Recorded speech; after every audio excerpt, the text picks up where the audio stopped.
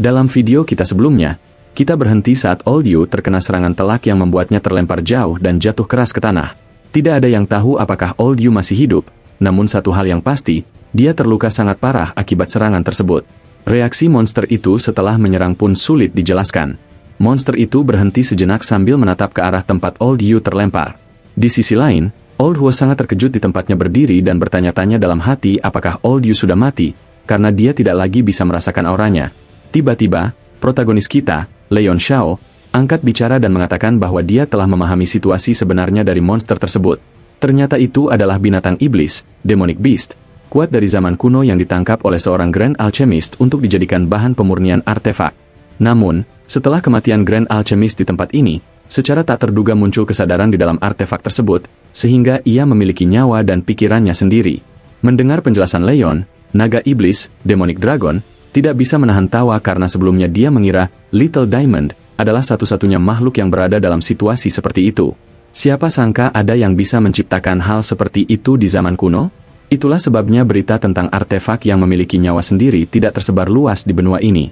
Leon Xiao setuju dengan perkataan naga iblis, namun dia memperjelas bahwa hasil pada Little Diamond jauh lebih baik karena secara harfiah ia memiliki nyawa sendiri dan bisa menggunakan bela diri.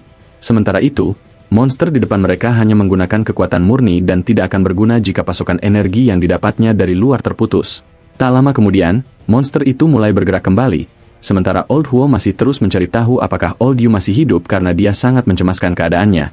Tak disangka, saat asap tebal menghilang, muncul sebuah tempat luar biasa di depan Old Huo yang dipenuhi oleh banyak tanaman obat roh, Spirit Herbs, peringkat 9 yang sudah kering.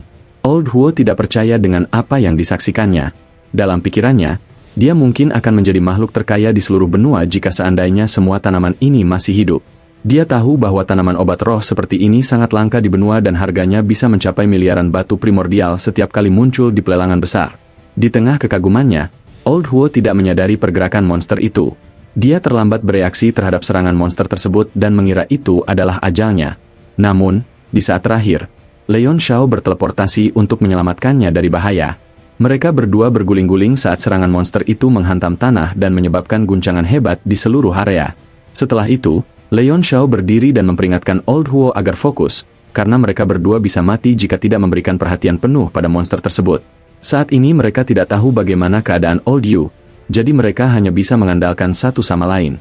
Setelah Leon Xiao mengucapkan kata-kata serius itu, dia sendiri terkejut saat menyadari banyaknya tanaman obat roh yang kering, dan seperti Old Huo, dia pun sempat kehilangan fokus. Sebagai seorang alkemis, Leon Xiao tidak bisa menahan godaan tanaman obat roh tersebut meskipun kondisinya sudah kering. Monster itu menyerang lagi, dan saat merasakannya, mereka segera berbalik untuk bersiap bertahan. Satu kesalahan kecil saja pasti akan membuat mereka bernasib sama dengan Old Yu. Namun di saat tak terduga, sebelum monster itu mendekat, Old Yu tiba-tiba muncul dan dengan penuh amarah melepaskan serangan kuat sebagai balas dendam. Terdengar Old Yu berseru bahwa dia tidak akan kalah begitu saja dari sebuah artefak serangga, dan monster itu harus membayarnya. Leon Xiao dan Old Huo sangat terkejut dengan kemunculan tiba-tiba Old Yu karena mereka tidak menyangka dia masih hidup meskipun telah terluka parah. Old Yu melanjutkan bicaranya dan baru sekarang dia menerima kenyataan bahwa lawannya adalah sebuah artefak dan bukan makhluk normal. Setelah itu, dia turun ke lokasi Leon Xiao untuk menanyakan rencana mereka. Namun Old Huo menyadari bahwa monster itu akan menyerang lagi.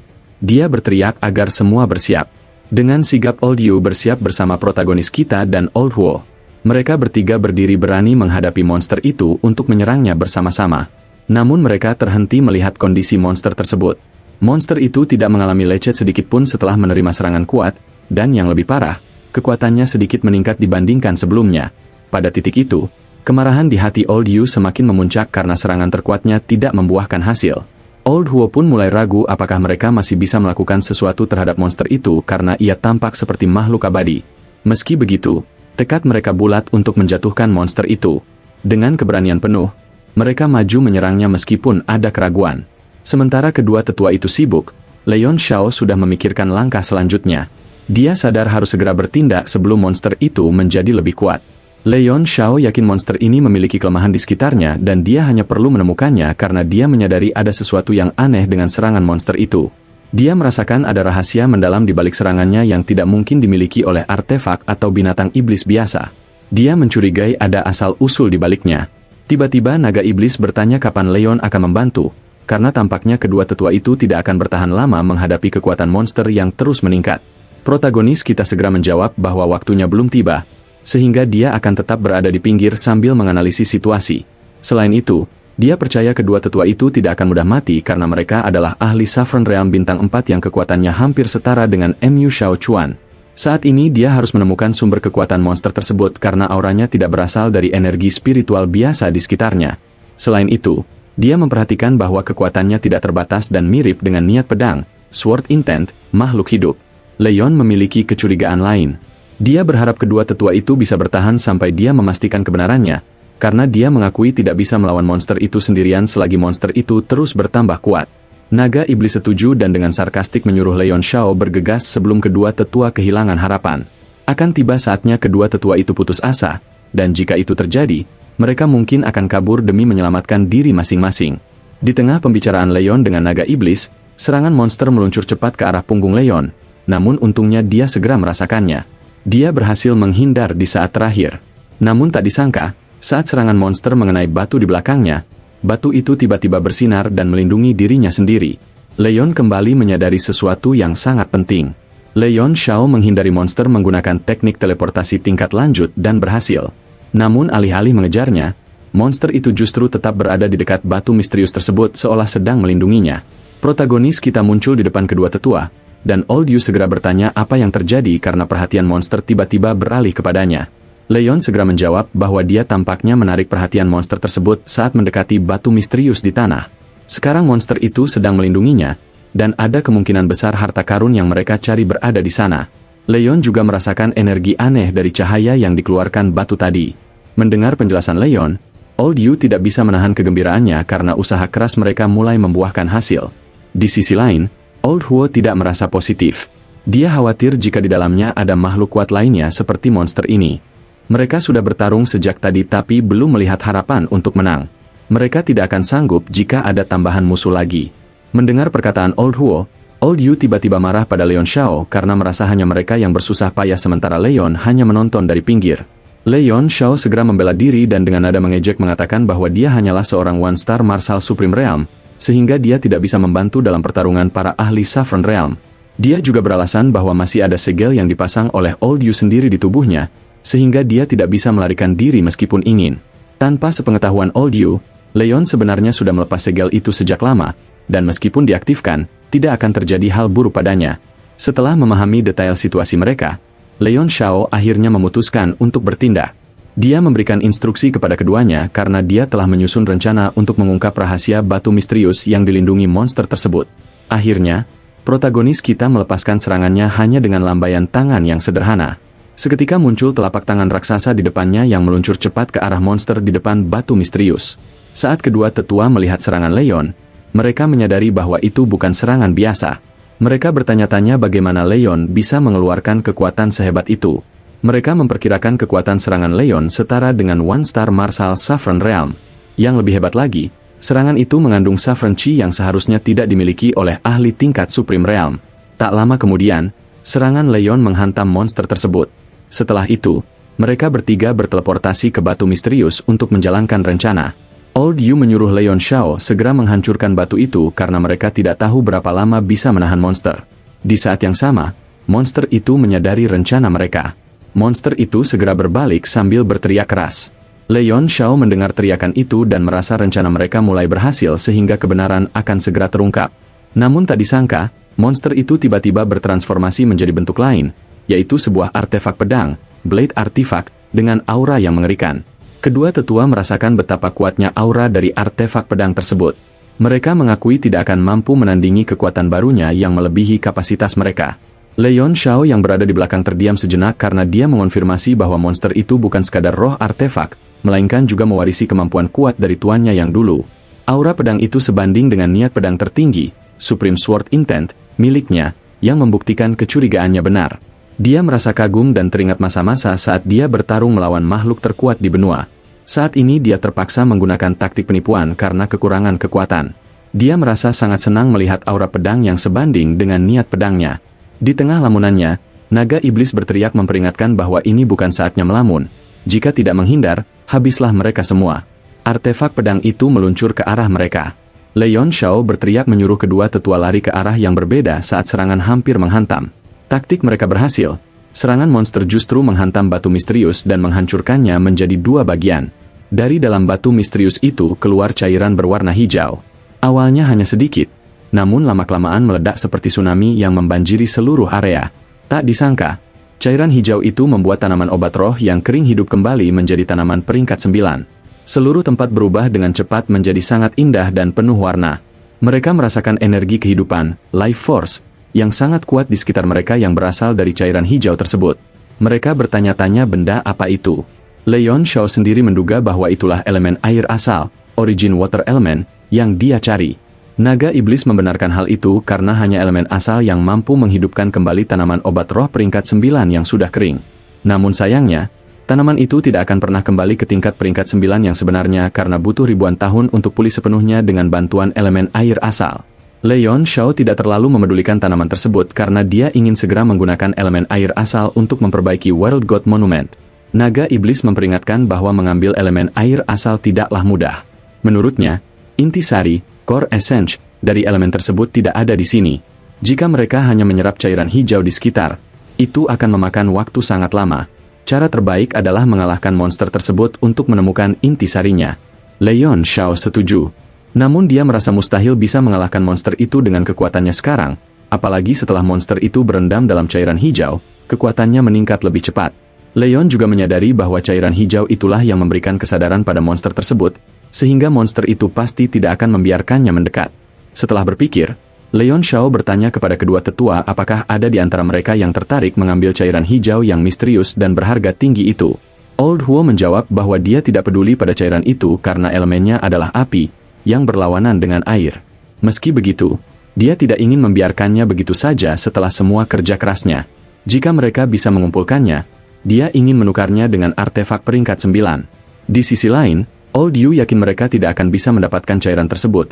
Jadi dia menyarankan agar mereka pergi saja selagi monster itu sibuk memperkuat diri. Menurutnya lebih baik menjual informasi tentang tempat ini keluar atau merahasiakannya dan kembali lagi saat mereka sudah lebih kuat. Kedua tetua mengakui bahwa mereka tidak memiliki harapan untuk melawan monster itu saat ini. Jadi yang perlu mereka lakukan adalah menyelamatkan diri agar bisa memanfaatkan informasi yang mereka temukan. Mereka tahu tempat ini akan diperebutkan oleh kekuatan besar, dan dengan bantuan informasi itu, mereka bisa mendapatkan harta yang mereka inginkan. Setelah beberapa saat, Old Yu memutuskan untuk pergi. Dia memerintahkan keduanya untuk mengikutinya keluar guna mendiskusikan rencana selanjutnya. Namun Leon Shao menolak dan menegaskan bahwa dia tidak akan pergi sebelum mendapatkan cairan hijau tersebut. Hal ini membuat telinga Old Yu panas. Padahal Old Yu berencana untuk mengurus Leon Shao begitu mereka keluar. Old Yu secara langsung mengatakan tidak peduli apa yang dilakukan Leon, tapi sebelum mereka meninggalkannya, Leon harus memberikan harta karun yang diinginkan oleh Blood God. Old Huo juga tidak mau kalah dengan meminta api kuat yang dia rasakan di dalam tubuh Leon Shao. Leon sedikit terkejut mendengar permintaan mereka, tapi karena tidak punya waktu untuk berdebat, dia menyuruh mereka menunggu di luar. Dia akan mengambil cairan hijau itu dengan cepat, dan setelah itu mereka akan membicarakan tentang harta karun miliknya. Mendengar ucapan Leon, Old Yu langsung marah. Dia mengatakan bahwa Leon tidak memiliki hak untuk bernegosiasi dan harus setuju mau tidak mau. Setelah mengancam, Old Yu menggerakkan tangannya untuk mengaktifkan segel yang dia pasang di tubuh Leon Shao. Namun, tidak ada yang terjadi, sehingga dia sangat terkejut. Leon Shao dengan sarkastik bertanya apa yang sedang dilakukan Old Yu, karena dia tampak bodoh melakukan gerakan tangan seperti anak kecil. Dengan penuh keheranan, dia bertanya kapan Leon Shao berhasil melepas segel itu tanpa dia sadari, padahal mustahil bagi seorang ahli ranah martial supreme muda untuk melepasnya begitu saja. Leon Shao tidak menjawab pertanyaan Old Yu, melainkan memberikan tanggapan sarkastik seolah-olah wajar saja jika segel itu tidak mempan padanya, meskipun berasal dari ranah martial saffron. Akhirnya, Old Yu tidak dapat menahan diri dan langsung menyerang Leon Shao tanpa peringatan. Namun, Leon Shao dengan cepat menghindar menggunakan teknik teleportasi tingkat lanjut. Setelah itu, Leon Shao muncul di belakang monster, yang membuat Old Yu sangat ketakutan karena dia tahu bahwa dia tidak boleh menyerang di tempat tersebut. Leon Shao mulai berbicara dan menegaskan kembali kepada kedua orang tua itu bahwa dia akan mengambil cairan hijau itu terlebih dahulu sebelum mereka bicara lagi. Oleh karena itu, dia menyuruh mereka menunggu di luar saja. Leon Shao juga mengingatkan bahwa lebih baik mereka tidak membuat keributan di tempat ini karena mereka tahu hal itu tidak akan membawa dampak baik bagi mereka jika monster tersebut terusik. Old Yu semakin marah mendengar perkataan Leon Xiao dan berteriak penuh kekesalan, mengancam bahwa mereka akan menunggu di luar. Dia tidak percaya Leon Xiao bisa bersembunyi lama di balik monster itu. Karena itu, saat Leon Xiao terpaksa keluar nanti, mereka akan segera membunuhnya. Setelah mengancam, Old Yu dan Old Hao akhirnya pergi. Leon Xiao pun tinggal sendirian bersama monster tersebut. Setelah keduanya pergi, tidak terlihat sedikitpun rasa takut di ekspresi Leon Xiao, seolah-olah dia sudah memikirkan rencana bagaimana cara mengatasi masalah monster ini. Tak lama kemudian, setelah Leon Xiao merasa kedua orang tua itu benar-benar pergi, dia segera turun ke cairan hijau. Tindakannya itu dengan cepat mengusik monster tersebut hingga menoleh ke arahnya. Setelah itu, monster tersebut berubah wujud menjadi senjata untuk menyerang Leon Xiao. Namun, bukannya mundur, pahlawan kita justru terdengar senang sambil mengeluarkan World God Monument, monumen Dewa Dunia. Leon Xiao segera melemparkan monumen tersebut untuk menghadapi serangan monster itu. Namun, monster itu tiba-tiba berhenti seolah-olah merasakan firasat buruk. Kejadian selanjutnya menjadi semakin menarik karena di luar dugaan, monster itu tiba-tiba lari menjauhi World God Monument. Leon Xiao sangat gembira karena dugaannya benar bahwa monster itu sebenarnya adalah sebuah artefak. Dan karena hal itu, monster tersebut merasakan ketakutan yang luar biasa terhadap World God Monument-nya. Leon Xiao kemudian mengeluarkan Imperial Dynasty Bell, lonceng dinasti kekaisaran, miliknya. Dia teringat saat Noah's Ark, Bahtera Nuh, muncul, artefak itu langsung menekan semua artefak tingkat rendah di sekitarnya. Jadi, dia berencana melakukan hal yang sama menggunakan artefak ilahinya. Leon Xiao menambahkan bahwa monster itu hanya bisa bebas jika tingkatannya lebih tinggi dari World God Monument. Namun menurutnya hal itu mustahil karena ini adalah artefak ilahi. Leon Xiao membunyikan Imperial Dynasty Bell di seluruh tempat itu untuk menghentikan pelarian monster tersebut selama beberapa saat. Setelah berhasil, World God Monument kembali menyerang dengan membawa aura yang sangat mengerikan. Terjadi guncangan hebat di seluruh tempat akibat serangan tersebut. Namun Leon Xiao belum puas. Dia pun melemparkan 3 artefak pedang peringkat 9 untuk membantu.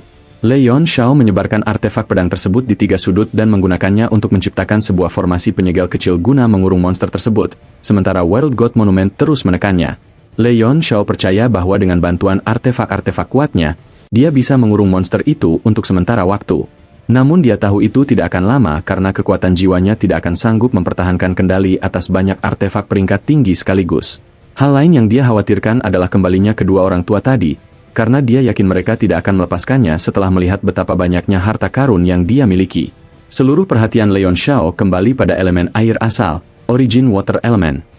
Dia berpikir di mana bisa menemukan intisarinya, mengingat cairan hijau tersebut sangat luas jika harus dicari di setiap sudutnya. Selain itu, dia juga mengkhawatirkan kondisinya saat ini karena semua artefaknya sedang terpakai, jadi dia harus berhati-hati dalam pencarian. Akhirnya, Leon Xiao memilih untuk mengorbankan Starlight Soul Body, tubuh jiwa cahaya bintang, miliknya untuk mencari di bawah cairan hijau, sementara dia sendiri tetap berada di atas. Starlight Soul Body segera menyelam ke bawah, dan di sana sebuah pusaran air langsung menyambutnya, membuktikan bahwa ada tempat lain selain tempat mereka berada sekarang. Starlight Soul Body memasuki pusaran tersebut. Meskipun dia tahu bahwa sebentar lagi dia akan kehilangan koneksi dengan tubuh aslinya, dia tidak memikirkannya lagi karena mereka memang harus bertaruh.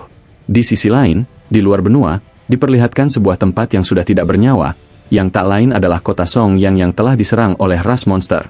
Beberapa saat kemudian, sebuah celah ruang, Void of Space, besar tiba-tiba muncul di atas kota yang hancur itu, dan keluarlah sekelompok orang dengan pakaian yang seragam.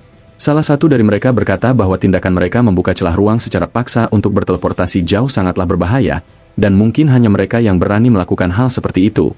Yang lain menjawab bahwa untungnya mereka sampai dengan selamat.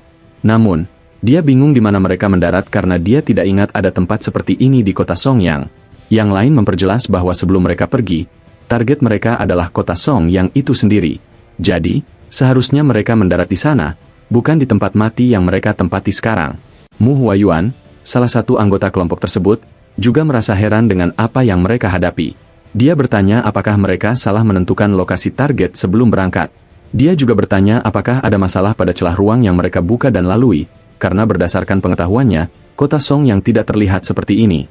Seseorang segera menjawab pertanyaan Mu Huayuan bahwa mustahil mereka salah mendarat karena mereka menggunakan artefak Heaven and Earth Astrolabe dari wilayah suci, Holy Region. Mustahil artefak itu salah, dan jika ada kemungkinan masalah saat perjalanan di celah ruang, seharusnya mereka sudah merasakannya tadi. Padahal, selama perjalanan, celah ruang tersebut sangat stabil. Oleh karena itu, sulit dipercaya bahwa artefak Heaven and Earth Astrolabe telah melakukan kesalahan. Di tengah kebingungan tersebut, sebuah suara tiba-tiba mengejutkan mereka dan mengonfirmasi bahwa tempat mereka berada memang kota Songyang. Suara itu menjelaskan bahwa alasan mereka tidak mengenalinya adalah karena kota ini telah hancur total hingga tidak ada bangunan atau makhluk hidup yang tersisa. Sosok tersebut menambahkan bahwa entah mereka percaya atau tidak dengan apa yang mereka lihat, tidak bisa dipungkiri bahwa ini benar-benar kota Songyang, dan tidak ada yang bisa mereka lakukan selain menerima kenyataan tersebut. Mu Huayuan tidak langsung percaya. Dia mempertanyakan bagaimana pria itu bisa begitu yakin. Menurutnya sangat mustahil kota Song yang bisa hancur begitu saja. Dan yang mengherankan adalah tidak ada bangunan maupun makhluk hidup yang terlihat di sekitar. Mu Huayuan menambahkan pertanyaan apakah sosok itu sedang bercanda, karena jika benar, tidaklah lucu mendengar hal itu dari sosok yang dihormati. Mu Huayuan segera dihentikan oleh salah satu pria di sana. Dengan gugup pria itu berkata bahwa mereka tidak boleh tidak sopan karena yang mereka hadapi adalah salah satu dari 10 kaisar agung, Great Emperor, di benua ini. Setelah memperingatkan Mu Huayuan, pria itu meminta maaf kepada pria bernama Duan Moyu tersebut, sambil berkata agar jangan terlalu memperhatikan rekan mereka karena dia hanya terlalu mengkhawatirkan saudaranya. Duan Moyu turun dengan tenang untuk mendekati Mu Huayuan dan berkata bahwa dia mengerti, karena kenyataan ini memang sulit dipercaya. Selain itu, dia juga tahu bahwa Mu Huayuan hanya ingin berpikiran positif agar bisa menghilangkan pikiran buruk tentang apa yang menimpa saudaranya yang berada di kota Songyang.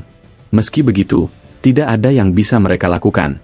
Seperti yang dikatakan sebelumnya, mereka hanya harus menerima kenyataan bahwa kota Songyang sudah tidak ada dan telah terhapus dari benua. Untuk saat ini, dia tertarik untuk mengetahui apa yang sebenarnya terjadi dan apakah benar semua orang di sini sudah tewas. Oleh karena itu, dia menyarankan agar semua orang diam terlebih dahulu. Semua orang setuju. Bahkan Mu Huayuan pun terdiam di samping untuk menunggu jawaban, karena untuk mengetahui apakah saudaranya masih hidup, dia membutuhkan teknik ramalan, Divination Technique, yang akan dilakukan oleh Duan Moyu. Duan Moyu segera memulai teknik ramalannya, dan sementara dia sibuk, terdengar bisik-bisik di sekitar yang membicarakan berbagai kemungkinan. Ada yang mengatakan bahwa mungkin bagus juga mereka tidak menemukan siapapun di sini, karena mereka bisa berpikir bahwa semua orang telah mengungsi sebelum bencana terjadi. Selain itu, mereka juga percaya bahwa kota Song yang tidak akan hancur begitu saja karena kekuatan aliansi pedagang, Merchant Alliance, sangat besar, dan akan sulit bagi kekuatan manapun di benua ini untuk menghancurkannya. Duan Moyu melanjutkan apa yang dilakukannya. Gerakannya sangat tenang sehingga dia terlihat semakin elegan. Saat ini, peringkat Duan Moyu adalah peringkat ke-9 dari 10 kaisar agung, dan keahlian khususnya adalah teknik ramalan. Di antara semua 10 kaisar agung di benua ini, hanya dialah yang memiliki kemampuan tersebut. Itulah mengapa dia dianggap sebagai salah satu yang paling unik di antara semuanya. Selain kemampuan Duan Moyu untuk melihat masa depan dan juga masa lalu, dia juga memiliki tingkat kekuatan yang tidak kurang dari ahli ranah Peak 9 Star Marshal Saffron. Berkat itu, dia berhasil masuk ke jajaran orang-orang terkuat. Di tengah proses yang dilakukan Duan Moyu, kecemasan di hati Mu Huayuan belum juga hilang. Dia tidak tahu lagi apa yang harus dilakukan jika sesuatu yang buruk menimpa saudaranya. Satu-satunya harapannya adalah semoga saudaranya dalam keadaan aman, seperti dugaan rekan-rekannya bahwa penduduk di tempat ini hanya mengungsi. Di sisi lain, bisik-bisik para pria di belakang terus berlanjut sambil memperhatikan Duan Moyu, karena mereka menyadari betapa seriusnya situasi ini. Berdasarkan pengetahuan mereka, kota Song yang memiliki 4 susunan teleportasi lintas wilayah, Cross Region Teleportation Array. Dengan bantuan itu, seharusnya mudah untuk mengirim pasukan bantuan untuk merespons serangan. Yang mereka herankan adalah kemana perginya para ahli peringkat tinggi dari aliansi pedagang, karena biasanya banyak tetua yang berkumpul di kota Song yang setiap kali turnamen aliansi pedagang diadakan. Seseorang berpikir bahwa jika penduduk kota memang mengungsi, seharusnya mereka mendengar kabar dari kota-kota tetangga. Namun, mereka tidak menerima satupun informasi dari sana. Oleh karena itu, sepertinya mereka harus mengunjungi kota-kota tersebut. Adegan kembali ke Duan Moyu, dan dengan kemampuan hebatnya, dia berhasil melihat masa lalu kota Song yang sebelum kota itu hancur total. Hal pertama yang dia lihat adalah kelompok ras monster yang merupakan biang keladi kekacauan ini, dan bersama mereka ada tuan muda bernama Tang Jia. Dengan ini, dia mengonfirmasi bahwa berita yang diterima wilayah suci adalah benar. Selain itu, dia juga mengetahui bahwa semuanya terjadi tepat pada hari kompetisi. Karena itu, banyak orang yang terdampak dan hampir semuanya ikut terseret. Namun, yang dia herankan adalah siapa pemimpin sebenarnya dari kelompok ini, karena dia tahu pemimpinnya bukan berasal dari ras monster yang saat ini terkurung di suatu tempat di benua. Duan Moyu melanjutkan penelusuran masa lalunya dan menemukan bahwa ada 2 kelompok yang berhasil lolos sebelum bencana terjadi. Kelompok pertama dari keduanya dipimpin oleh Chen Feng menggunakan artefaknya yang kuat, dan yang bersamanya tak lain adalah para tuan muda dari berbagai kekuatan besar. Sementara itu, kelompok kedua terlihat agak samar di mata Duan Moyu, sehingga dia harus menggunakan teknik yang lebih kuat untuk memeriksanya. Duan Moyu menyadari bahwa artefak tersebutlah yang membuatnya sulit melihat detail lengkap mengenai kelompok kedua yang lolos. Karena itu, dia memberikan seluruh fokus tekniknya pada hal tersebut. Hanya dengan satu gerakan tangannya, artefaknya segera mengeluarkan rune-rune yang kuat dan langsung melesat ke arah World God Monument. Rune-rune tersebut mengelilingi World God Monument, dan dari sana, informasi perlahan-lahan diteruskan kepada Duan Moyu. Akhirnya, dia melihat siapa kelompok kedua yang berhasil selamat. Kelompok itu tak lain adalah kelompok pahlawan kita yang berhasil lolos menggunakan World God Monument. Saat Duan Moyu memeriksa mereka, satu persatu individu yang ada di sana diperiksa, dan tiba-tiba dia tertegun karena suatu alasan. Dia memperhatikan baik-baik Leon Xiao yang sedang tidak sadarkan diri, dan bergumam bahwa anak ini terasa akrab baginya meskipun dia baru pertama kali melihatnya. Yang lebih mengejutkan lagi, dia merasakan sesuatu yang aneh, seolah-olah indranya memperingatkannya untuk tidak ikut campur dengan anak ini. Karena jika dia ikut campur, dia akan membayar harga yang mahal. Seumur hidupnya, baru kali ini dia merasakan hal seperti ini. Oleh karena itu, dia menjadi semakin tertarik pada pahlawan kita dan sedang mempertimbangkan apakah dia akan bertaruh untuk mencoba menggunakan teknik ramalannya pada anak tersebut. Namun, dalam pikirannya, keraguan lebih kuat untuk tidak mencampuri pahlawan kita terlebih dahulu.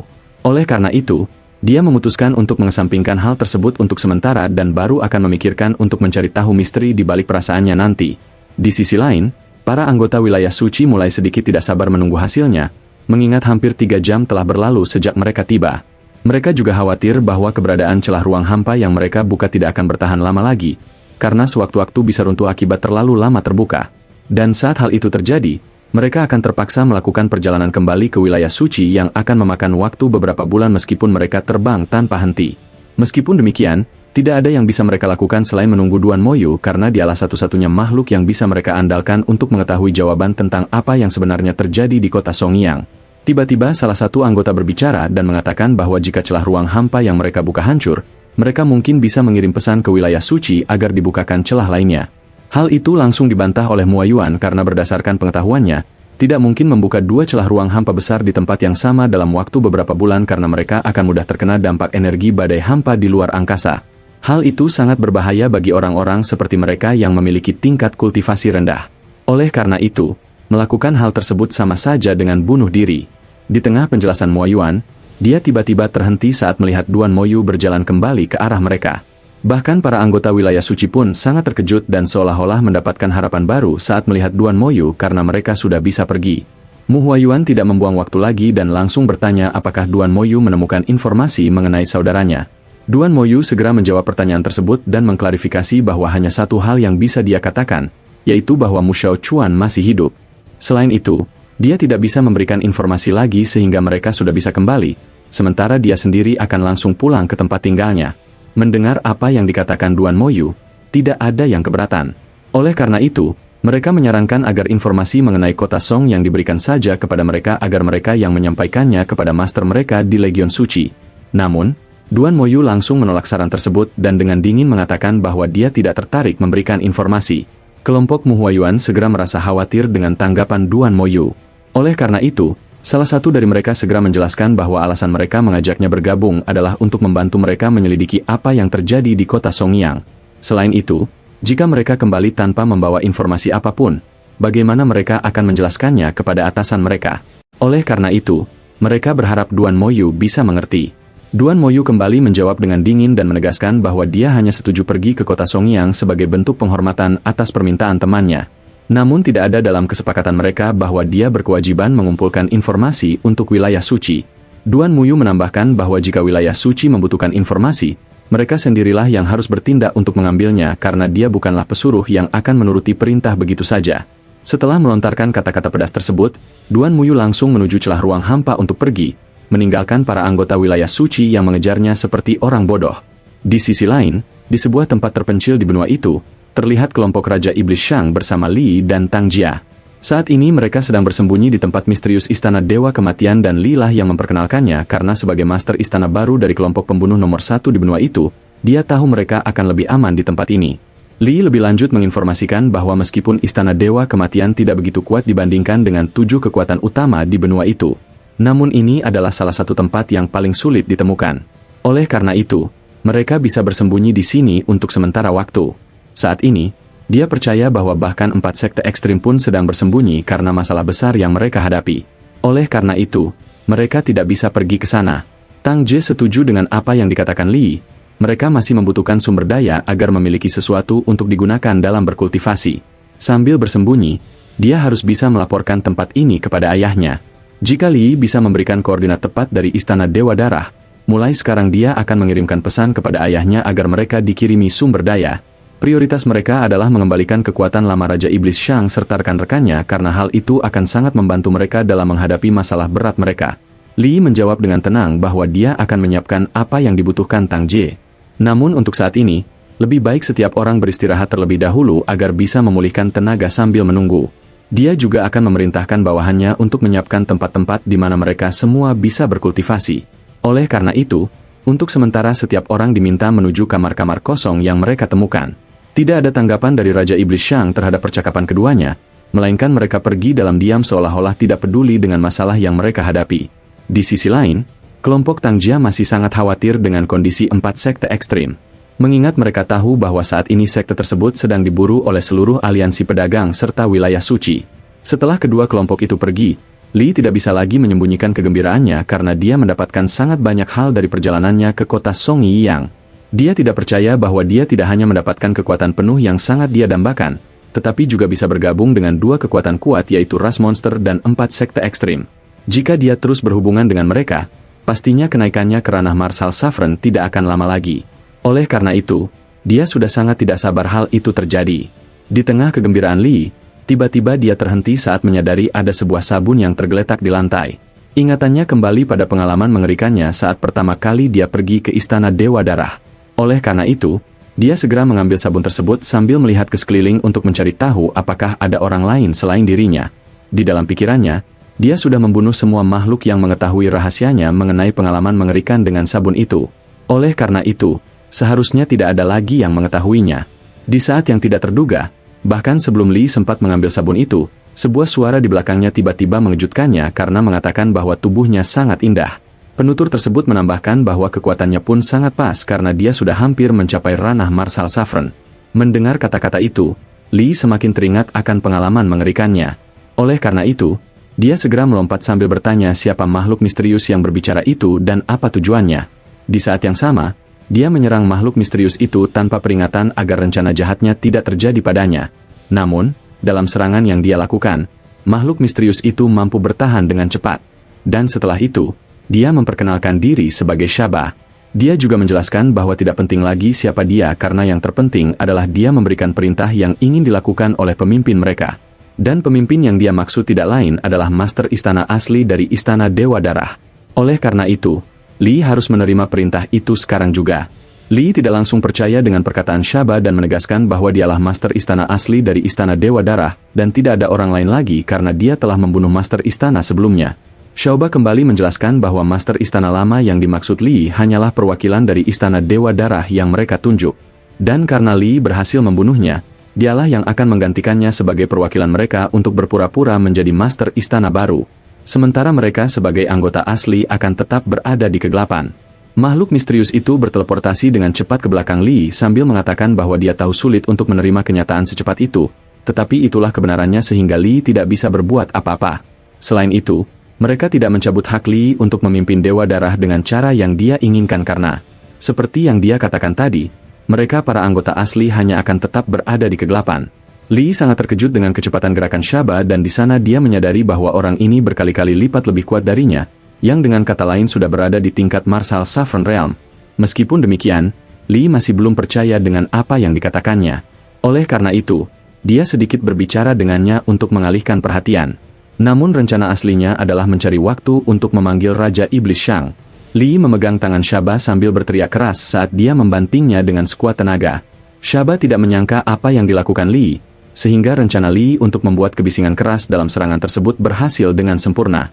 Selain itu, Li terus berteriak sambil mengutuk Shaba dan pada saat itu dia mulai memiliki harapan karena rekan-rekannya pasti akan mendengarnya. Namun tiba-tiba Lee terhenti dari apa yang dia lakukan ketika sabun di lantai mengeluarkan cahaya yang sangat kuat dan ketika dia hendak melihat apa itu, semuanya sudah terlambat baginya. Dia sudah terperangkap oleh sebuah mantra tanpa dia sadari dan yang lebih parah lagi, dia tidak bisa menggunakan kekuatannya sendiri seolah-olah kemampuan untuk mengeluarkan energi telah dicabut darinya. Saat Lee tidak bisa bergerak, Xiaoba kembali berbicara dan menjelaskan bahwa mantra yang dia gunakan berasal dari token Dewa Kematian dan sepertinya Lee tidak mengetahuinya karena dia bahkan tidak menghindar. Setelah itu, Xiaoba membersihkan debu di tubuhnya sambil bertanya apakah Lee sudah siap mendengarkannya. Lee hampir menangis saat tidak bisa bergerak karena dia menyadari bahwa perkataan Xiaoba benar adanya setelah dia menggunakan token Dewa Kematian yang bahkan Lee sendiri tidak tahu cara menggunakannya. Dia memohon kepada Xiaoba agar tidak diganggu lagi karena dia berjanji akan mendengarkan dan berbicara dengan tenang mulai sekarang. Xiaoba dengan tertawa memuji keberanian Lee karena ini. Karena ini adalah pertemuan pertama mereka, dia akan memberinya kesempatan. Namun Xiaoba mengingatkan agar Lee tidak mencoba berisik lagi karena dia sudah tahu rencananya untuk memanggil anggota ras monster untuk mengeroyoknya. Selain itu, meskipun mereka datang ke sini, mereka tidak akan sanggup menandingi kekuatannya. Oleh karena itu, lebih baik Lee mendengarkan saja perintah pertama yang diberikan oleh master mereka. Lee segera bertanya siapa master mereka dan di mana dia bisa menemukannya. Karena dia ingin melihatnya terlebih dahulu sebelum menjalankan perintah. Xiaoba tidak menyetujui permintaan Lee karena master mereka belum bisa menampakkan diri kepada siapapun. Selain itu, Lee masih baru dalam kelompok tersebut dan belum memiliki kualifikasi untuk mengenal anggota lainnya, terutama master mereka yang merupakan yang paling berkuasa dari semuanya. Jika ada sesuatu yang perlu dilakukan, mereka sendirilah yang akan datang untuk memberikan perintah dan Lee tidak perlu khawatir karena kemanapun dia pergi, mereka bisa menemukannya. Untuk saat ini, Lee diminta melakukan perintah pertama yaitu membunuh anak bernama Leon Xia. Ekspresi Lee langsung berubah saat mendengar nama pahlawan kita karena dia tidak menyangka bahwa ini adalah perintah pertama master mereka kepadanya. Lee dengan dingin bertanya mengapa Leon Shou menjadi makhluk pertama yang harus dia bunuh dan apa imbalan yang akan dia dapatkan jika berhasil melakukannya. Xiaoba segera menjawab bahwa sejujurnya master mereka tidak percaya bahwa Lee mampu membunuh Leon Shou. Oleh karena itu, upaya ini hanyalah untuk melihat latar belakang yang disembunyikannya. Master mereka curiga terhadap identitas asli Leon Shou. Dan untuk memastikannya, mereka membutuhkan informasi lain. Mengenai imbalannya, mereka akan menerima Lee sebagai anggota sejati Istana Dewa Darah.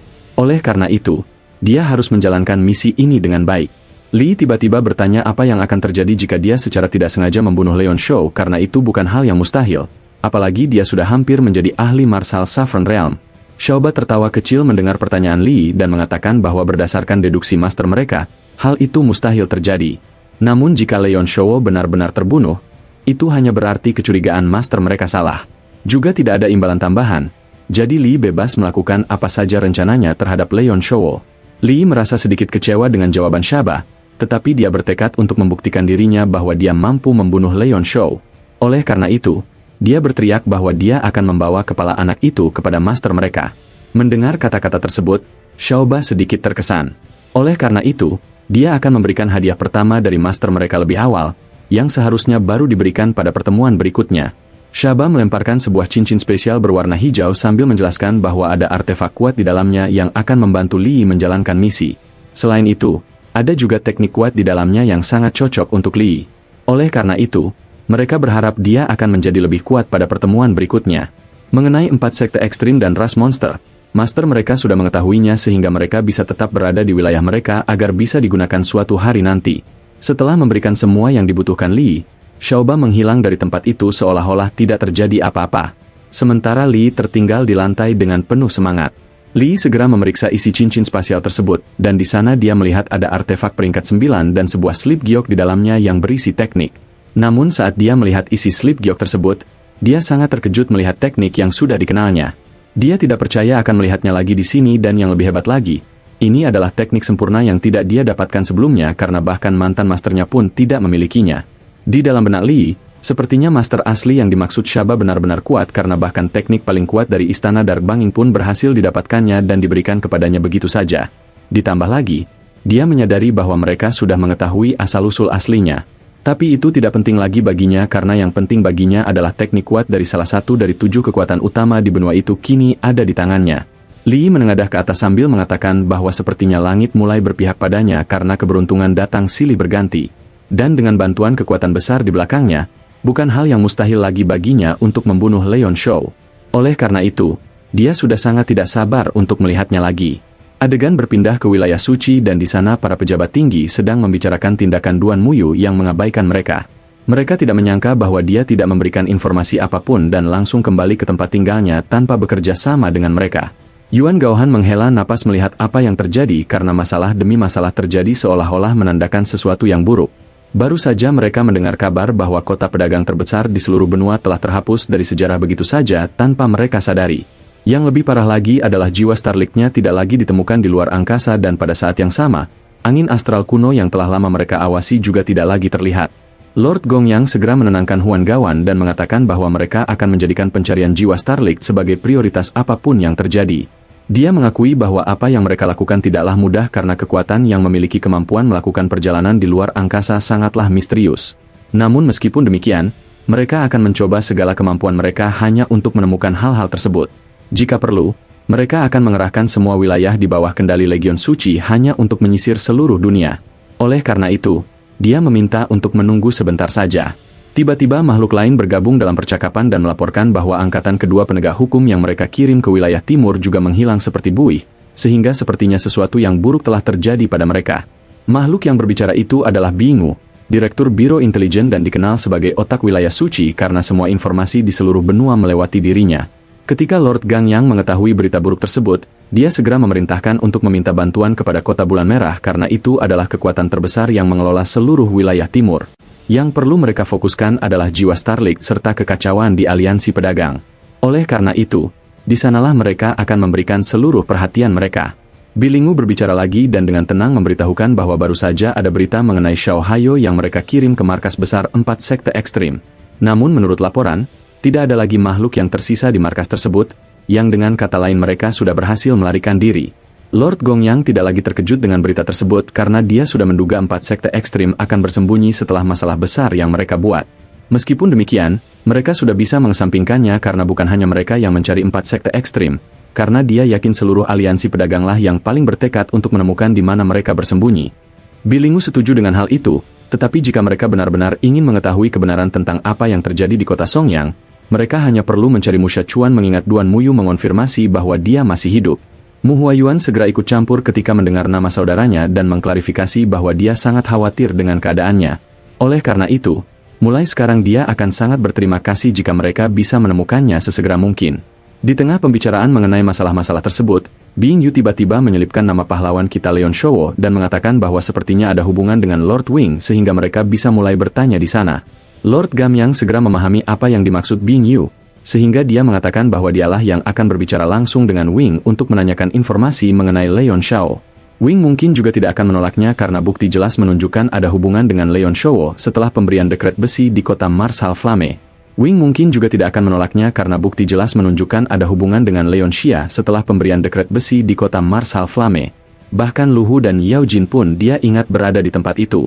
Oleh karena itu, dia yakin mereka akan mendapatkan informasi begitu mereka menemukan Leon Shouwo dengan bantuan Wing. Bai Lingwu menekankan bahwa saat ia menyelidiki Leon Shouwo secara pribadi, ia menemukan banyak rahasia yang disembunyikan pemuda itu karena ia terlibat dalam hampir semua peristiwa besar di benua tersebut. Salah satunya adalah penemuan Bahtera Nuos Ark, yang membuatnya merasa akan ada banyak informasi yang terungkap saat mereka berhadapan nanti. Hal ini didukung oleh Mu Huayuan, yang menyebut Leon Shouwo sangat misterius, tidak hanya dalam seni bela diri tetapi juga dalam seni alkimia. Sungguh sulit dipercaya bahwa Leon Shouwo memiliki tingkat kekuatan yang begitu tinggi di dua bidang berbeda, terutama mengingat usianya yang masih sangat muda. Menurutnya, para tuan muda dari kekuatan besar maupun 4 jenius dari utara tidak ada apa-apanya dibandingkan dengan kehebatan Leon Shouwo. Karena itu, sangat mengherankan bahwa ia berasal dari wilayah selatan. Lord Gamyang pun semakin tertarik dengan perkataan Mu Huayuan. Ia menyarankan agar mereka membujuk Leon Shouwo untuk bergabung dengan wilayah suci karena bakat seperti itulah yang sangat mereka butuhkan. Mu Huayuan langsung menyetujui saran Lord Gongyang, namun ia mengingatkan bahwa tidak akan mudah meyakinkan Leon Shouwo karena berdasarkan pengenalannya, pemuda itu lebih suka bergerak sendiri. Bai Lingwu kembali berbicara dan berjanji akan memperketat pengumpulan informasi di seluruh benua agar kendali mereka dalam situasi seperti ini semakin luas. Selain itu, mereka juga akan memperkuat otoritas di semua wilayah agar pihak-pihak yang membangkang sadar akan kekuatan wilayah suci mereka. Lord Gamyang menyetujui hal tersebut dan mengizinkan Bai Lingwu untuk mengurus semuanya menggunakan seluruh sumber daya dan pengaruh yang dimilikinya. Di sisi lain, Pada saat yang sama, Duan Moyu masih berada di luar angkasa dalam perjalanan pulang ke kediamannya. Sambil menempuh perjalanan, ia mencoba mencari jawaban atas beberapa pertanyaannya. Ia menggunakan kartu-kartunya untuk melacak lokasi persembunyian Tang Jia dan komplotannya, namun ia tampak kecewa dengan hasilnya. Ini adalah ketiga kalinya ia mengulang ramalan kartunya untuk memastikan, tetapi ia selalu menarik kartu Dewa Kematian, Death God Card. Awalnya ia tidak mengerti mengapa kartu itu yang muncul, namun akhirnya ia menyadari bahwa itu berkaitan dengan Istana Dewa Kematian. Selain karena tempat itu merupakan persembunyian yang bagus dan sulit dijangkau, hanya sedikit orang yang tahu lokasi tepatnya. Maka tidak mengherankan jika Tang Jia pergi ke sana setelah apa yang mereka lakukan di kota Songyang. Namun, meskipun ia tahu lokasi Istana Dewa Kematian, ia tidak bisa membocorkannya karena hal itu pasti akan memicu kekacauan besar, dan pemilik istana yang ia kenal pun tidak akan memaafkannya. Akhirnya, Duan Moyu memutuskan untuk membiarkan masalah kota Song yang untuk sementara dan akan memikirkan langkah selanjutnya setelah kembali ke markasnya. Adegan berpindah ke tanah pemakaman, di mana tokoh utama kita masih belum menemukan solusi untuk menghadapi monster tersebut. Karena itu, ia masih mengurungnya menggunakan artefak-artefaknya yang kuat. Sambil menunggu, ia memilih masuk ke dalam monumen Dewa Dunia, World God Monument, untuk mengurus roh jahat. Namun, ia sangat terkejut saat mengetahui bahwa ia telah ditipu. Ia lupa bahwa api sejati Phoenix tidak berfungsi di sana. Selama beberapa hari terakhir saat ia membiarkannya terbakar, roh jahat itu ternyata hanya berpura-pura kesakitan. Parahnya lagi, roh itu langsung menghinanya begitu ia masuk. Hal ini membuat tokoh utama kita sangat kesal, merasakan apa yang dirasakan oleh orang-orang bodoh yang pernah ia tipu sebelumnya. Tak lama kemudian, Leon Shao tidak tahan lagi dengan hinaan tersebut. Dalam kemarahannya, ia menggunakan serangan jiwa, Soul Attack, pada roh jahat agar berhenti mengejeknya. Akibat serangan itu, roh jahat langsung berteriak kesakitan, dan kali ini ia benar-benar menderita, bukan lagi berpura-pura. Jiwanya semakin melemah seiring berjalannya waktu, dan hal itu sangat meredakan kekesalan tokoh utama kita. Naga Iblis, Demonic Dragon, menjadi tertarik dengan teknik yang digunakan Leon Shao pada roh jahat. Ia bertanya dari mana teknik itu berasal karena ia baru pertama kali melihatnya. Leon Shao menjawab bahwa ia baru saja mempelajarinya karena ia menemukannya di dalam mutiara tulang naga, Dragon Bone Pearl. Ia hanya mencoba apakah teknik itu akan berhasil pada roh jahat, dan ia tidak menyangka efeknya akan sehebat ini. Sepertinya ia mendapatkan kartu as baru dalam pertarungan.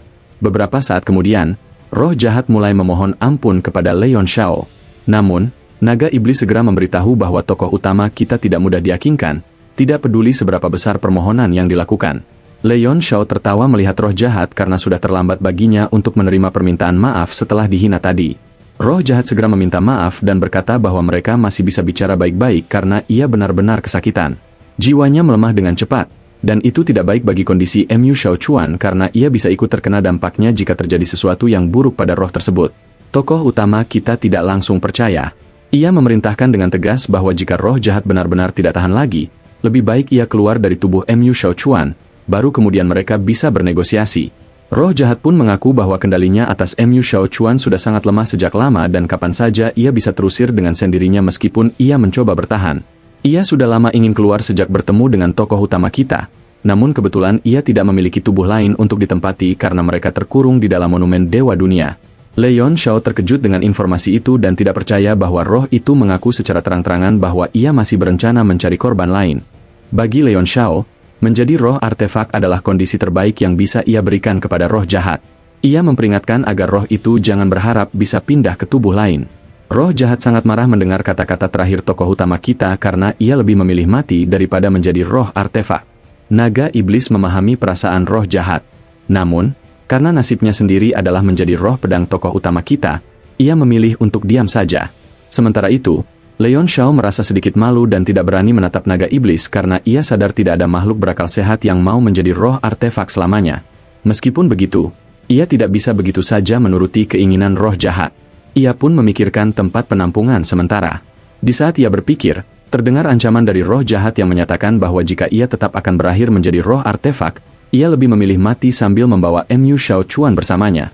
Ia memperingatkan Leon Shao bahwa Mu Shao Chuan sekarang tidak berdaya dan sangat mudah baginya untuk menyeret pemuda itu ke liang lahat kapanpun ia mau. Mendengar ancaman itu, tokoh utama kita sedikit tenang dan berjanji tidak akan lagi memikirkan opsi menjadikan roh itu sebagai roh artefak. Selain itu, ia sudah memikirkan pengganti sementara, jadi roh jahat hanya perlu ikut dengannya untuk melihatnya. Roh jahat dengan cepat menyetujui tawaran itu, namun ia menegaskan bahwa keputusan akhir tetap ada di tangannya apakah ia setuju atau tidak. Mereka pun menteleportasi diri ke lokasi Blood Beast berada, dan Leon Shao menunjukkan bahwa itulah tubuh sementara yang bisa ditempati roh jahat. Leon Shao menjelaskan situasinya bahwa ia ingin roh jahat mengambil kendali atas Blood Beast.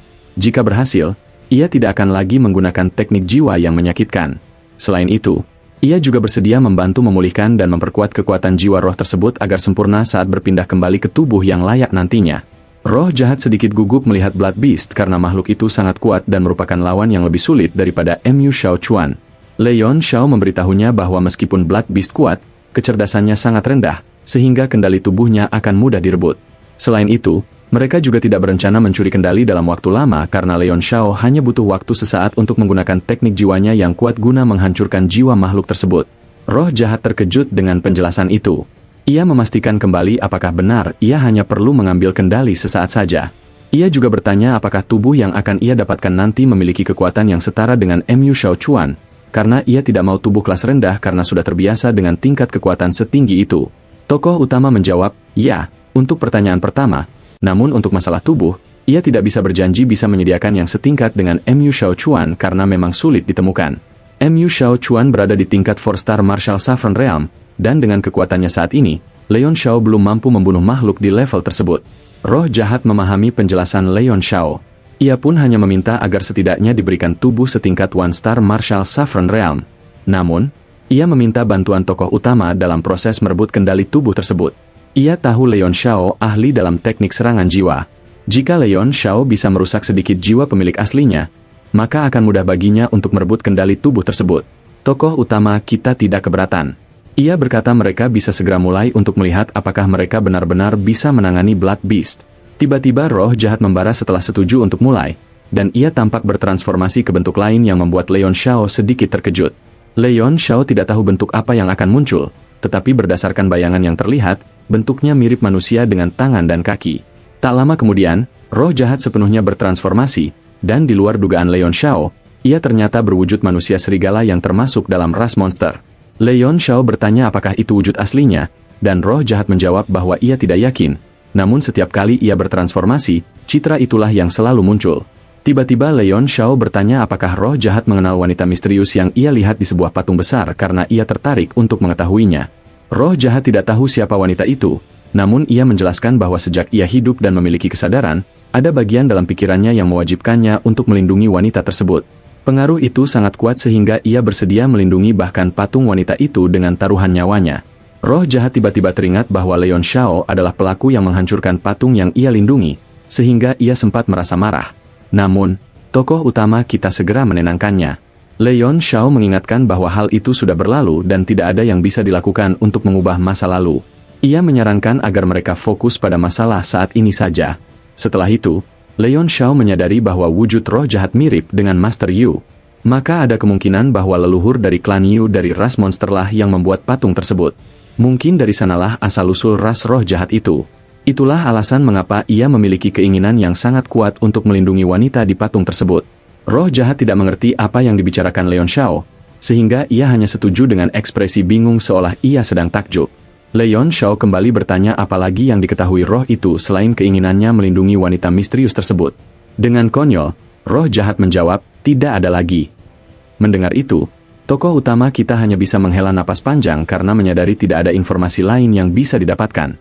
Ia pun mengajak untuk mengabaikan hal-hal tentang zaman kuno karena sudah lama berlalu dan tidak ada gunanya dibahas lagi. Setelah itu, mereka kembali fokus pada Blood Beast. Roh jahat menyarankan agar Leon Shao membuat monster itu marah karena akan lebih mudah untuk merasukinya dalam keadaan emosi meluap. Leon Shao menyetujuinya, namun ia memerintahkan agar roh itu mengecil terlebih dahulu agar ia sendiri yang bisa mencari cara untuk masuk ke dalam tubuh Blood Beast. Roh jahat segera mematuhi perintah itu dan berubah menjadi wujud yang lebih kecil lalu hinggap di telapak tangan tokoh utama kita. Setelah itu, Leon Shao melompat sambil menyerang Blood Beast dengan petir, dan sesuai dugaannya, monster itu langsung marah. Blood Beast juga mengeluarkan petir, dan saat serangan itu dilepaskan, Leon Shao langsung menyambutnya sehingga terjadi benturan dua petir yang sangat kuat di udara. Seluruh lingkungan hancur akibat benturan tersebut. Meskipun Leon Shao sudah tahu hal itu akan terjadi, ia tetap terkejut melihat betapa dahsyatnya kekuatan petir Blood Beast. Monster itu benar-benar mampu menandingi teknik guntur miliknya yang kuat. Bahkan Leon Shao merasa tidak unggul sedikitpun meskipun ia sudah mendapatkan bantuan dari hukum monumen Dewa Dunia.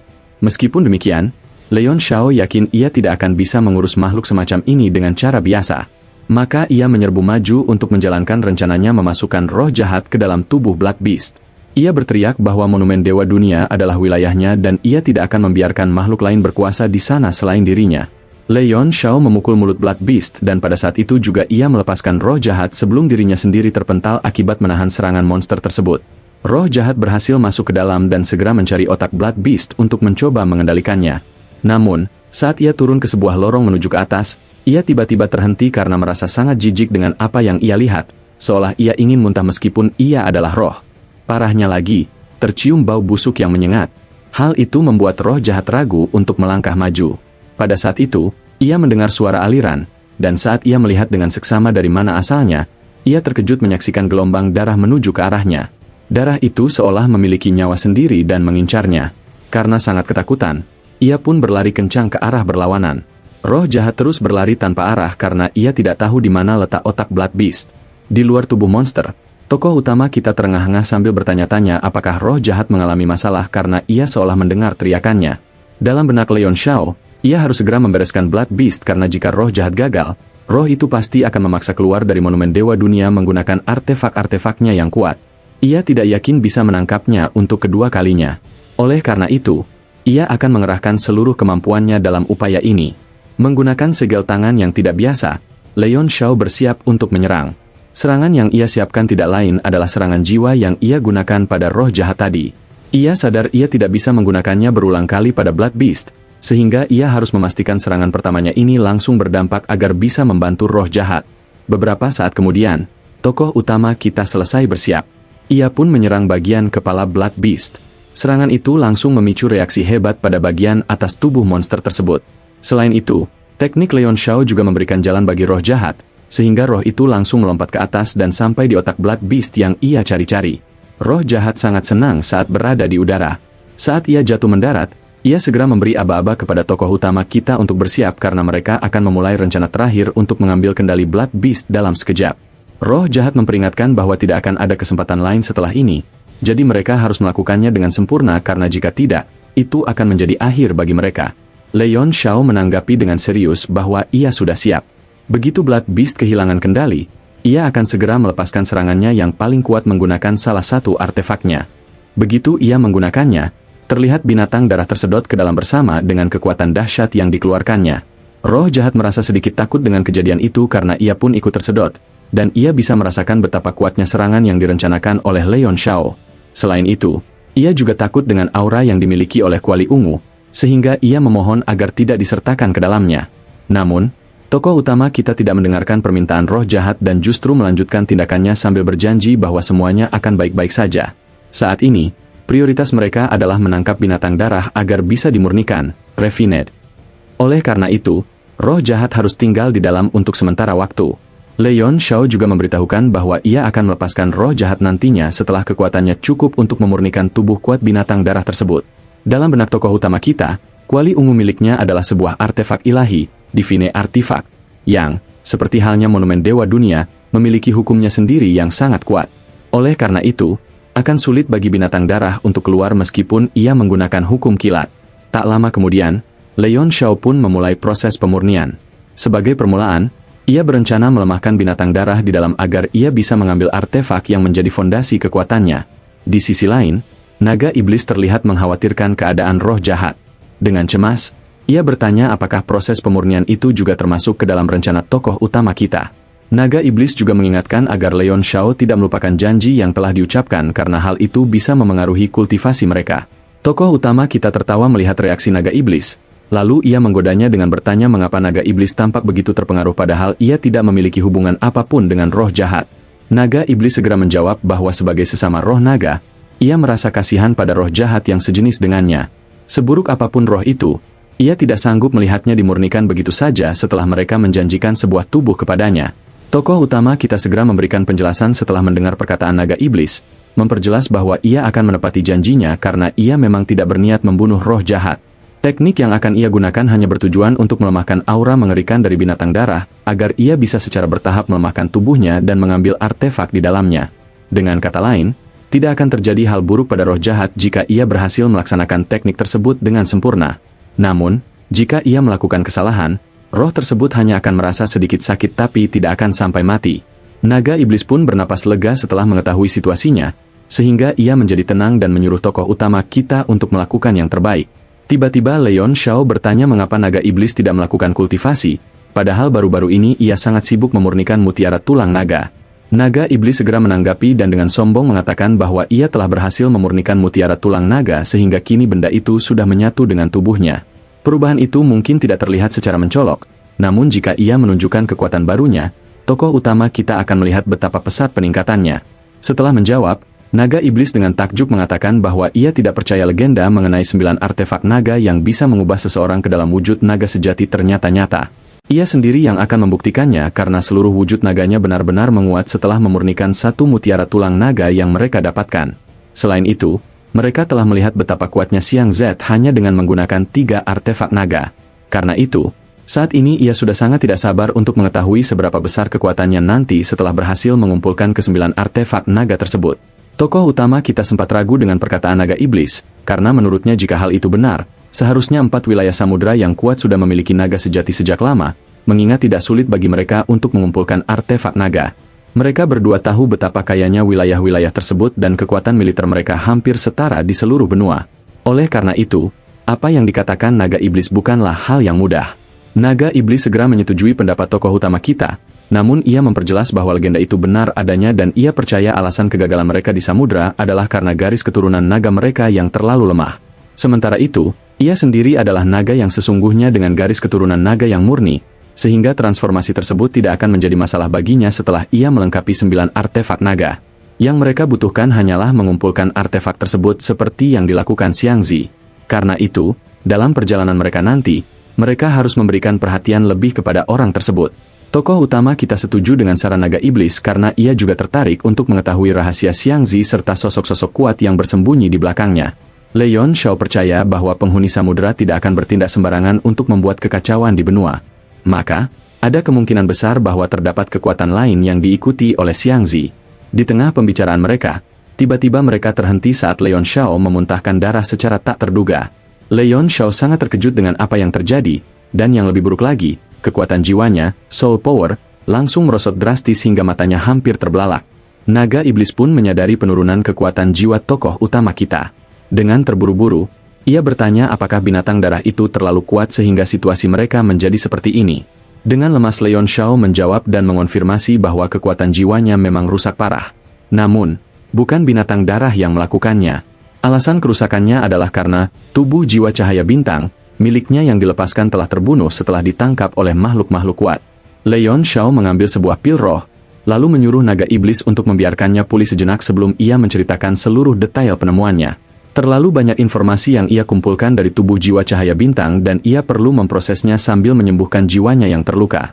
Mendengar perkataan tokoh utama kita, naga iblis tidak bisa menjawab apa-apa lagi, namun ia tahu bahwa informasi yang akan ia dengar nanti bukanlah hal biasa, sehingga ia mulai mempersiapkan dirinya. Beberapa saat kemudian, Leon Shao selesai memulihkan diri. Melihat hal itu, naga iblis segera mendekat untuk bertanya. Salah satu pertanyaannya adalah mengapa Leon Shao menderita kerusakan yang begitu parah padahal tubuh jiwa cahaya bintang yang terbunuh hanya berada di tingkat peringkat kedua. Leon Shao segera menjelaskan situasinya dan memperjelas bahwa sejak awal mereka telah salah paham mengenai tubuh jiwa cahaya bintang karena ternyata benda itu sangatlah penting. Sekarang ia mengerti mengapa Yuan Gaohan sangat menghargai tubuh jiwa cahaya bintang peringkat ke-8-nya. Itu karena benda tersebut akan hilang secara permanen jika terbunuh. Selain itu, jiwa aslinya juga akan sangat terpengaruh saat tubuh jiwa cahaya bintang itu hilang, karena kematian tubuh peringkat kedua miliknya saja sudah hampir menurunkan tingkatannya 1 kali.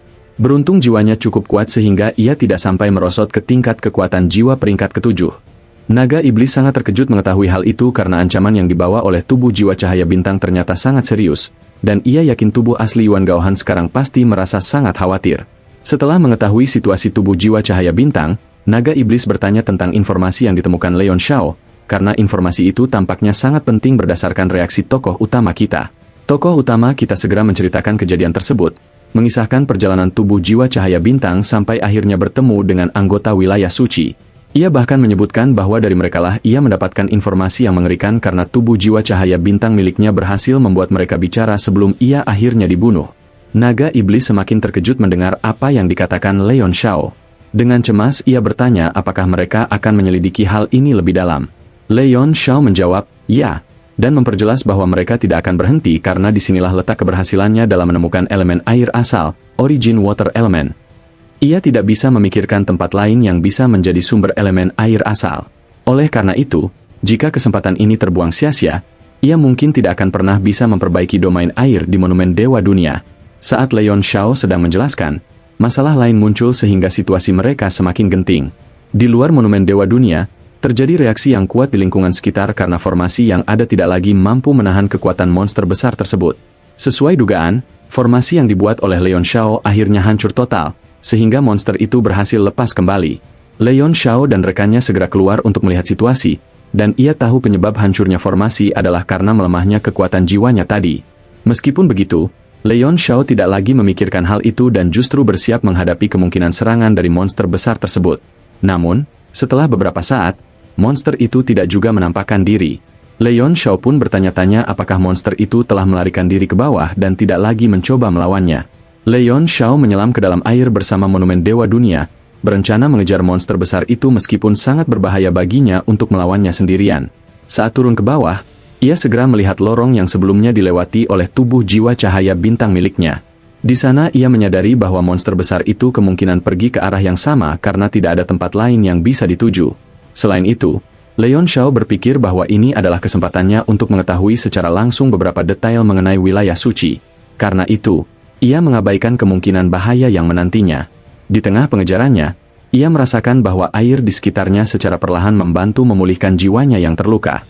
Hal itu membuatnya sedikit bernapas lega, karena setidaknya situasi masih berpihak padanya. Setelah menyelam selama beberapa jam, Leon Shao sampai di bagian air yang paling dalam. Namun, ia masih belum menemukan monster besar itu, sehingga ia menyadari adanya lorong lain. Sebelum memperhatikan hal itu, pandangannya tertuju pada sesuatu yang aneh di bawah, di mana terdapat sebuah formasi yang dikelilingi oleh batu-batu besar. Terlihat juga batu-batu itu menutupi sebuah lorong, yang berarti ada bagian yang lebih dalam lagi dari tempatnya berada sekarang. Leon Shao mendekati batu besar itu untuk memeriksanya, namun ia terkejut saat mengetahui bahwa itu ternyata sebuah pilar yang terbuat dari material peringkat ketujuh. Namun yang paling menarik perhatiannya adalah sedikit energi iblis, demonic energy, yang keluar darinya, dan ia tahu energi itu sama dengan yang pernah ia lihat di Gunung Miru serta di luar angkasa. Sekarang Leon Shao mengerti situasinya, bahwa ada iblis yang sangat kuat di tempat ini yang tampaknya setara dengan dua iblis yang pernah ia bebaskan, karena energi yang ditunjukkannya sangat luar biasa. Sedikit energi yang berasal dari sini saja sudah mampu menghancurkan benda yang terbuat dari material peringkat ketujuh. Sepertinya ia akan membebaskan sesuatu lagi. Naga iblis tidak bisa menahan amarahnya karena tokoh utama kita dianggap terlalu beruntung, karena terus bertemu dengan iblis yang kuat. Menurutnya, Leon Shao bisa dikatakan sebagai penyelamat para iblis, dan hal itu pasti akan memicu kemarahan seluruh benua jika informasinya tersebar luas. Leon Shao mengakui bahwa ia memiliki andil besar dalam lepasnya para iblis di benua itu. Namun, ia percaya bahwa itulah takdirnya, sehingga mereka tidak punya pilihan lain selain menghadapinya. Tiba-tiba naga iblis memegang tangan tokoh utama kita dan mengatakan bahwa masih ada yang bisa dilakukan, yaitu berhenti dan berbalik sebelum mereka membebaskan makhluk itu. Menurutnya masih ada waktu untuk mundur karena pilar-pilar tersebut tampaknya masih butuh waktu lama sebelum hancur total, sehingga tokoh utama kita masih bisa memperkuat diri selama beberapa tahun lagi. Leon Shao setuju dengan hal itu dan tidak membantah bahwa ia telah melakukan banyak kesalahan. Namun, menurutnya tidak ada salahnya jika mereka menambah satu lagi kesalahan. Akhirnya Leon Shao tidak mendengarkan dan seperti orang gila, ia langsung mencabut pilar tersebut begitu saja. Naga iblis pun tidak bisa berbuat apa-apa selain menonton dari samping. Dengan kekuatannya, Leon Shao berhasil mencabut salah satu pilar dengan cepat. Akibatnya, formasi tersebut langsung hancur bersamaan dengan ledakan kuat seolah-olah ada sesuatu yang runtuh di bawah mereka. Leon Shao terus mencabut pilar-pilar lainnya, sementara naga iblis hanya bisa terdiam karena tidak tahu lagi harus berbuat apa. Tak lama kemudian, lorong itu pun akhirnya terbuka sepenuhnya. Air dari permukaan pun langsung mengalir deras ke bawah seperti banjir bandang yang meluap.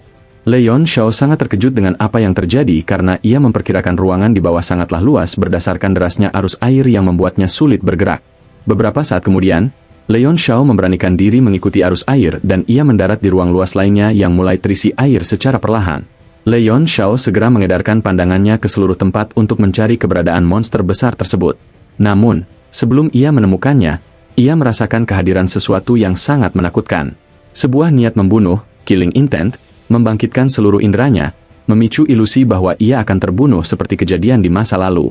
Leon Shao tidak akan pernah melupakan kejadian itu, dan meski bertahun-tahun telah berlalu, pengalaman pahit saat ia terbunuh dengan cara yang sama di Gunung Tiandang masih sangat segar di ingatannya.